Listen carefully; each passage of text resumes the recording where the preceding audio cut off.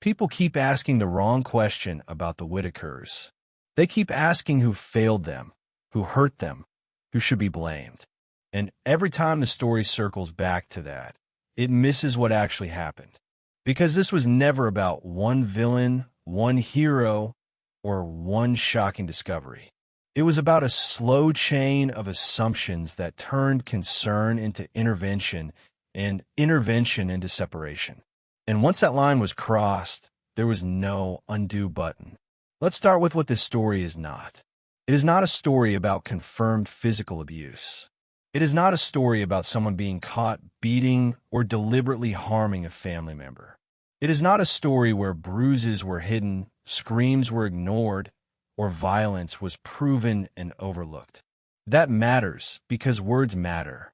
Abuse and neglect are not the same thing, and pretending they're interchangeable is how people stop thinking clearly. When people talk about what they saw, they need to be precise about what they're claiming they saw. When Timmy was discussed, the conversation wasn't about whether life in that house was ideal. It was about whether there was evidence of physical abuse by BJ.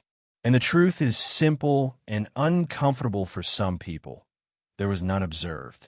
No flinching, no fear response, no visible marks, no behavior that suggested someone had been struck. Timmy sat next to BJ. He talked with her. His body language didn't tell a story of fear. That doesn't make the home perfect. It doesn't make the situation healthy. But it does matter when accusations escalate into irreversible action. Because once you label something abuse, you justify tearing people apart. Now, was the house clean? No. Was it chaotic? Yes. Did it meet modern standards of comfort or organization? Absolutely not. But here's the problem. Messy is not illegal, and uncomfortable is not criminal. There are people living in conditions just as bad and worse right now. Entire television shows are built around it. Hoarders, extreme clutter, families drowning in dysfunction. And in those cases, the first response is not to rip families apart. It's to assess, to support, to intervene gradually. You don't start with a nuclear option. And yet, here, that's exactly what happened. Betty was aging. That part isn't debatable. She had health issues. She had suffered a heart attack. She was caring for people who required more help than she could realistically provide alone. That is not moral failure. That is human limitation. The real question should have been, what support could have been brought in? Instead, the system jumped straight to separation. Think about that for a moment. When an elderly caregiver struggles, do we normally say, remove everyone and scatter them? Or do we try home health aides, visiting nurses, cleaning assistants, respite care, community support? That's the alphabet people never got to. They skipped from a straight to Z, and the justification came later. People began retrofitting explanations after the fact. They took snapshots, moments, fragments, and stitched them into a narrative that made the outcome feel inevitable. Ray sitting too long, dirt on clothing, an unclean home. But here's what rarely gets acknowledged. Ray sat in cars with multiple people. He sat next to others who didn't recoil or refuse proximity. Laundry was visible in multiple videos. Clothes were being washed. Things were happening that don't fit neatly into the story of total abandonment. And if neglect was so obvious, so constant, so undeniable, where was the steady intervention before everything collapsed? Why did no one bring in consistent help? Why were people brought in to film, but not to clean? Why were trips organized, but not caregiving support? Those questions don't have comfortable answers, because they point away from the family and toward the environment surrounding them. A lot of people were watching. A lot of people were commenting. A lot of people were making money, gaining attention, building platforms. But when it came time to actually do the hard, boring, unglamorous work of care, the room went quiet. There were attempts to find legal help. There were conversations about advocacy. There were even people willing to step up if someone could just help coordinate. That effort didn't get traction. Drama did. And then something shifted. The story stopped being about the family and started being about sides. You were either with Patrick or with Eric. You were either defending or condemning. Nuance vanished. The family became a prop in a conflict that wasn't theirs. And once the authorities were involved, the momentum was unstoppable. Systems don't slow down once they start moving. They don't rewind. They don't pause to ask whether the least destructive option was chosen. They execute procedure. And procedure doesn't care about emotional bonds, history, or the quiet devastation of separation. This is the part people don't want to sit with. It wasn't that nobody cared. It's that caring turned performative, and performance replaced responsibility. By the time everyone realized what was happening, the family was already being dismantled. And then came the rationalizations. It was for their own good. They'll be better off. There was no other choice. Those sentences are comforting. They let people sleep at night. But they're not always true. Because sometimes the tragedy isn't what people did wrong. It's what they never tried at all. And that's where this story actually begins. If this part made you uncomfortable, that's okay. Discomfort is often where clarity starts. Leave a comment with what question this raised for you, because the next part is where things get even harder to ignore. Once the family was split, everything changed, but not in the way people expected. There's a belief that removal automatically equals improvement. That once authorities step in, conditions instantly become safer, cleaner, healthier, and more humane. That belief is comforting. It allows people to feel like the story has a happy ending, or at least a justified one. But reality is rarely that neat, because removal doesn't solve problems. It just relocates them. And for people who have lived their entire lives inside a specific emotional ecosystem, however imperfect, separation can be more damaging than the conditions that triggered intervention in the first place. What's often ignored in discussions about the Whittakers is that this wasn't a household of independent adults who could adapt quickly to change. This was a deeply interdependent family. Their routines, communication, sense of safety, and identity were bound together. Pulling them apart didn't just remove them from a house. It removed them from the only structure they understood. That matters. When people say they're better off now, the question should always be, by what measure? Cleaner rooms? New clothes? Different caretakers? Those are surface-level improvements. They look good on paper. They photograph well. They satisfy checklists. But what about psychological stability? What about familiarity? What about attachment? Those don't show up in reports as easily. There's a reason institutionalization has such a long, ugly history. Not because facilities are always malicious, but because systems are not built for individuality. They're built for efficiency. And when someone doesn't fit neatly into the system, they're managed, not understood. For people like Ray or Timmy, abrupt transitions can be terrifying. New environments mean new rules, new faces, new expectations, and no reliable way to express confusion or fear. Even well-intentioned care can feel like punishment when it replaces everything familiar overnight. That's why gradual intervention exists. Or at least it's supposed to. Home visits, support staff, incremental improvements, monitoring without displacement. Those steps aren't just bureaucratic delays. They're safeguards against trauma. And they weren't meaningfully exhausted here. Instead, the narrative hardened. Once the label of neglect took hold, nuance became irrelevant. Every imperfection became evidence. Every defense became denial. Anyone who questioned the process was accused of enabling harm. That's how moral certainty works. It simplifies complexity by force. But here's what complicates the story even further. Some of the loudest voices calling for intervention were also deeply entangled in the family's visibility. Attention, views, donations, content. Those things existed alongside concern, not separate from it. That doesn't mean people were acting with malice, but it does mean incentives were distorted. Helping quietly doesn't generate engagement. Outrage does.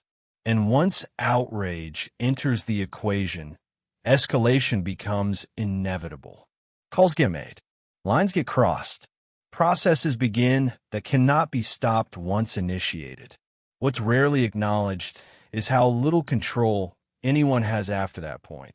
Even the people who thought they were doing the right thing often lose agency once the system takes over. Decisions move upward, away from the ground-level reality of the family, into offices and protocols and liability calculations. And the family becomes an object, not a subject. That's when responsibility becomes diffuse. Everyone is involved, but no one feels accountable. You hear phrases like, "It wasn't my call. I just reported what I saw." They're the ones who decided. And that's technically true. But collectively, it adds up to something darker, a tragedy without a single author. Another uncomfortable layer is how quickly public empathy shifted once separation occurred. Before, people talked about helping. After, they talked about justification. The tone changed from "what can we do?" to "see, this proves it." That's not compassion. That's confirmation bias. And once a family is fragmented, it becomes easy to stop seeing them as a unit at all. Each person becomes a case file, a placement, a responsibility assigned to someone else. But families don't experience separation as administrative. They experience it as loss. Loss of voice, loss of routine, loss of connection. Even if conditions improve materially, grief doesn't disappear just because paperwork says the situation is resolved. And here's the part that almost never gets discussed. There is no requirement that separation be the last resort, only that it be a legal one. The system does not have to prove that every alternative was tried. It only has to prove that intervention was justified. Those are not the same thing. That gap is where families fall through. It's also where public narratives get sanitized. Complexity doesn't trend well. Ambiguity doesn't spread. Stories get flattened into digestible conclusions. Bad situation, decisive action, problem solved. But life doesn't work that way, especially not for people who don't have the tools to advocate for themselves. Which brings us back to the question that keeps getting avoided. Was it hard for Betty to take care of everyone? Yes. Was the environment unhealthy? In many ways, yes. Did something need to change? Absolutely. But was tearing the family apart the only option? Or was it simply the fastest one? Because those two things are very different. And once you accept that distinction, the story stops being about blame and starts being about responsibility. Not who to punish, but what we collectively accept as help. If this part made you rethink what intervention actually means, leave a comment with where you think the line should be drawn. Because in the next part, we're going to talk about how public pressure reshaped this entire outcome and why good intentions can still lead to irreversible harm. Once public pressure entered the picture, the outcome was no longer just about the family. It became about control of the story. That's the moment things stopped being reversible. Before that, there were still options. Conversations, support, quiet assistance. The kind of help that doesn't require headlines or comment sections. The kind that works slowly, imperfectly, but humanely. Public pressure changes that equation entirely. Because once a situation becomes content, it stops being private. And once it stops being private, people stop asking what's best for those involved and start asking what position they're supposed to take. Sides form quickly, not based on evidence, but on allegiance. You're either for the family or against them, either protecting vulnerable people or enabling abuse, either speaking truth or covering something up. There's no room in that framework for uncertainty. And uncertainty is exactly what complex human situations require. What happened next followed a pattern we've seen over and over in the age of online outrage. Selective clips circulated. Interpretations hardened. Assumptions were repeated until they felt like facts. Context was stripped away because it slowed momentum. At that point, even disagreement became suspect. If you questioned whether separation was necessary, you weren't being careful, you were being dangerous. If you suggested alternative solutions, you weren't being thoughtful, you were complicit. If you asked for evidence, you weren't neutral, you were defending harm. That atmosphere makes genuine discussion impossible. It also creates a powerful incentive to escalate. Because in public narratives, escalation looks like action. It looks like doing something. And doing something feels morally superior to waiting, observing, or admitting uncertainty. But systems don't reward patience. They reward decisiveness. Once calls were made and reports filed, the process shifted into a mode where nuance no longer mattered. Authorities don't operate on emotional context. They operate on thresholds. Enough reports, enough concern, enough liability. And here's the part people don't like to hear. Those thresholds are often influenced by volume, not accuracy. Multiple reports saying the same thing, even if based on the same limited information, carry weight. Repetition becomes validation. Concern becomes urgency. That doesn't require malice. It only requires momentum. And momentum, once built, is very hard to stop. At the same time, public figures connected to the situation were put into impossible positions. Say nothing, and you're accused of hiding something. Speak carefully, and you're accused of downplaying harm. Defend the family, and you're accused of bias. Criticize the system, and you're accused of obstruction. Silence becomes guilt. Speech becomes evidence. There's no winning that game. What gets lost in all of this is the lived reality of the people at the center. Their confusion, their fear, their inability to understand why strangers suddenly have power over their lives. For individuals who already struggle with communication, this kind of upheaval isn't just stressful. It's destabilizing. Routine disappears overnight. Familiar faces vanish. Trusted spaces are replaced with unfamiliar rules. Even if care providers are kind, kindness doesn't erase shock. And shock has consequences. Behavior changes. Withdrawal increases. Trust erodes. Progress slows or reverses. These effects don't show up immediately, which makes them easy to dismiss. But they linger. That's why trauma-informed care emphasizes continuity whenever possible. Remove danger, yes, but preserve connection. That balance is hard to achieve. It takes time, resources, coordination. It also doesn't look dramatic, which is exactly why it struggles to survive in a media-driven environment. There's another uncomfortable truth here. Public outrage doesn't fade when the cameras turn off. It just moves on. Once attention shifts, the systems remain. The placements remain. The consequences remain. The people who demanded action don't have to live with the aftermath. They don't attend the appointments. They don't navigate the regressions. They don't sit with the silence. They scroll. And that's not cruelty. It's distance. Distance makes everything easier. Meanwhile, the narrative ossifies. Something was wrong. Action was taken. End of story. But it's not the end. It's just the point where public responsibility ends and private consequences begin. One of the most damaging aspects of this entire situation is how quickly complexity was framed as denial. Acknowledging neglect became indistinguishable from accusing abuse. Questioning proof became indistinguishable from excusing harm.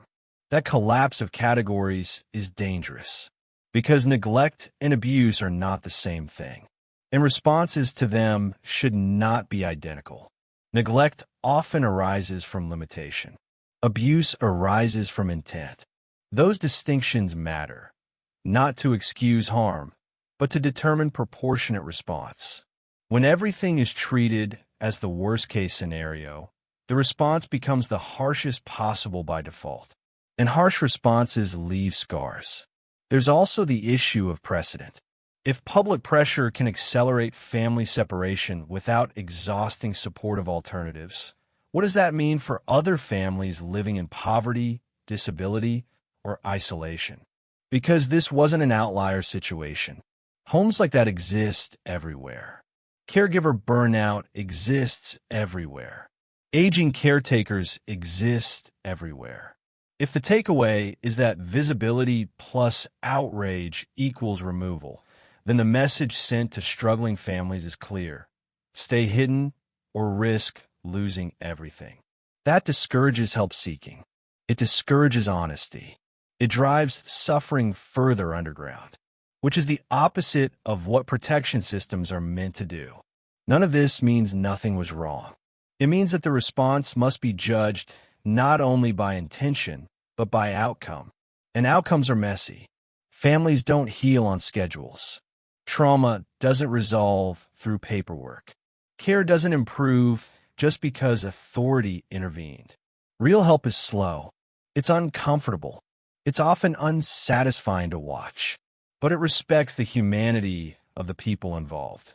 The hardest question in this entire situation isn't whether intervention was justified. It's whether the form of intervention chosen did more harm than necessary.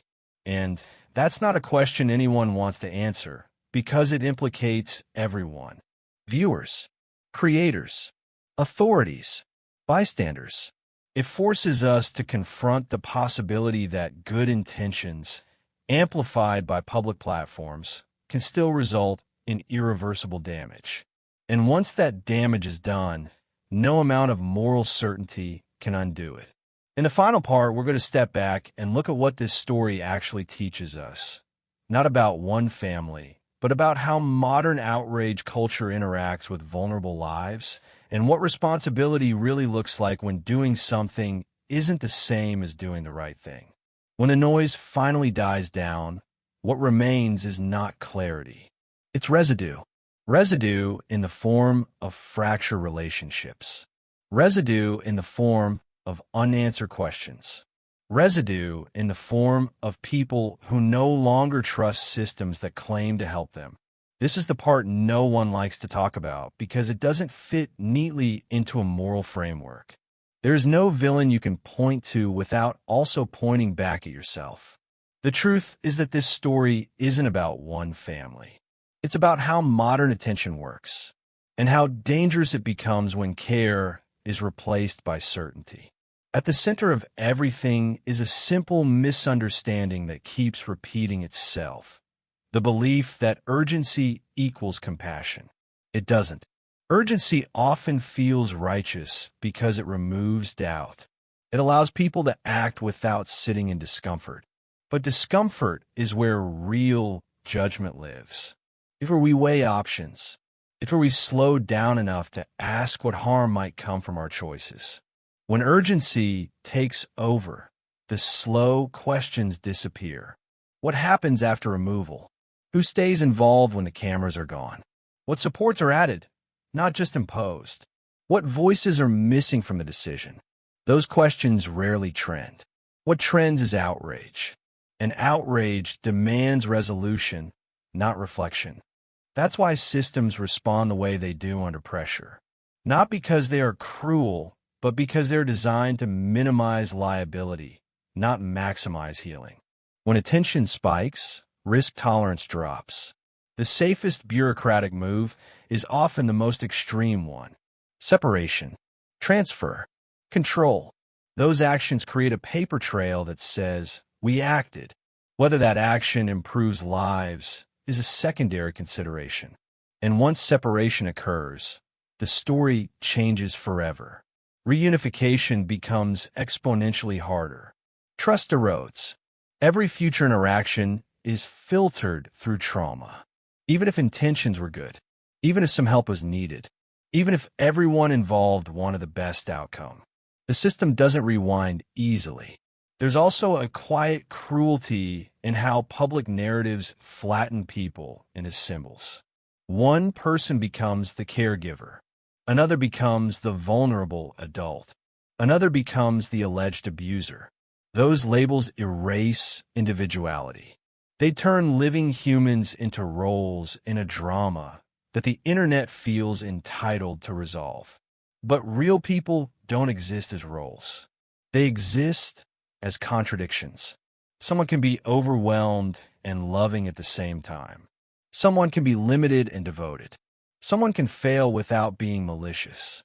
Those realities don't excuse harm, but they matter when deciding how to respond to it. The tragedy here isn't just that the family was separated. It's that separation became the first solution instead of the last. And that reveals something deeply uncomfortable about us. We become better at identifying problems than sustaining solutions. Calling something out is easy. Staying present is hard. Outrage requires minutes. Support requires years. And most people don't sign up for years. So what does responsibility actually look like in situations like this? It looks boring. It looks like funding in-home care before crisis hits. It looks like adult protective services that support, not just remove. It looks like respite for aging caregivers. It looks like mental health support that doesn't arrive only after collapse. It looks like accountability that doesn't require spectacle. Most importantly, it looks like restraint. Restraint in what we share. Restraint in what we assume. Restraint in what we demand. Because once you involve the crowd, you lose control of the outcome. Crowds don't do nuance. They do momentum. And momentum doesn't ask permission before it destroys something fragile.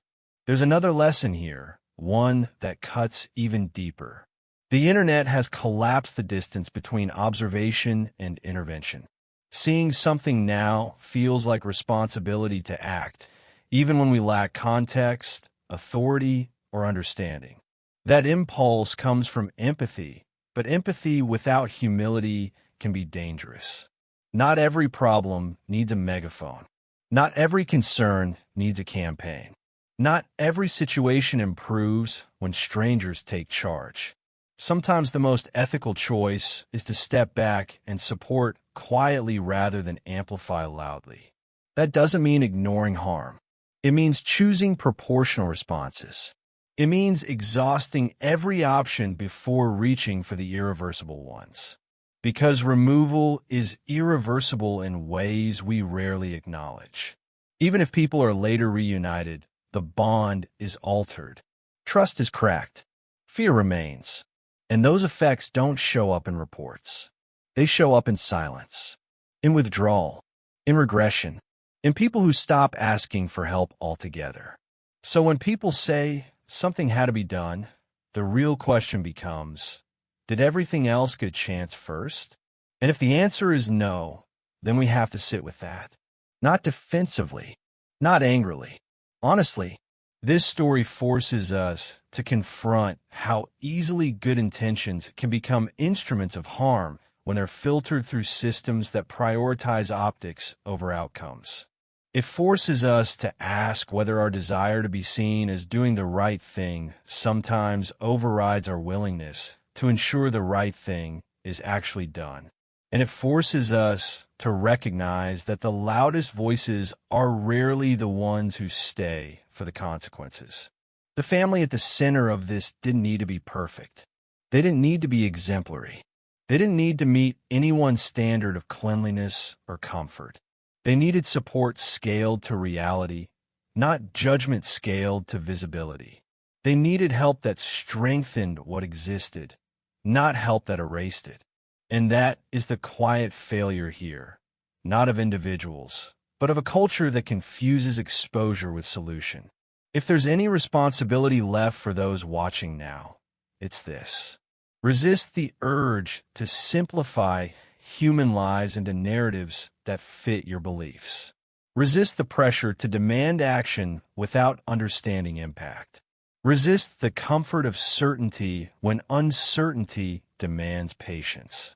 because the next family won't look exactly like this one, but they will be watching how this story ends, and whether it teaches them to ask for help or to hide until it's too late. Accountability is the word everyone reaches for when the dust settles. But accountability is rarely as clean as people want it to be. Most stories like this collapse into a search for a single guilty party. One person to blame, one decision to condemn, one moment where everything went wrong. That kind of ending feels satisfying because it restores order. It tells us the system works, that mistakes are isolated, that next time it will be different. That isn't how reality works. What happened here did not come from one malicious act. It came from layers of decisions, incentives, pressures, and silences stacking on top of each other until the outcome became inevitable. And when harm is distributed across a system, accountability becomes uncomfortable because it implicates more than one person. Sometimes it implicates us. True accountability doesn't start with punishment. It starts with clarity.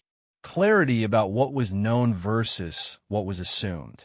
Clarity about what options existed versus which ones were chosen. Clarity about who benefited from each step and who bore the cost. When you look closely, a pattern emerges. People saw something that made them uncomfortable. They talked about it publicly instead of privately. Attention escalated faster than solutions. Systems reacted defensively. Intervention happened at the highest, bluntest level available. At no point did the process slow down enough to ask whether the response matched the reality. That's not cruelty, that's momentum. And momentum is one of the most dangerous forces in modern life. Once momentum takes over, no one feels responsible anymore. Everyone is just reacting. People say things like, "It was out of my hands," or "I was just following procedure," or "I didn't mean for it to go that far." Intent doesn't disappear, but it stops mattering.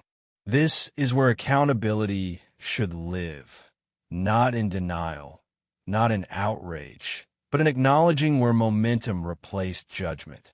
For individuals, that means asking hard questions about why we share what we share, about whether our concern is actually helping or whether it's performing concern for an audience, about whether we're willing to do the unglamorous work of support or only the visible work of condemnation.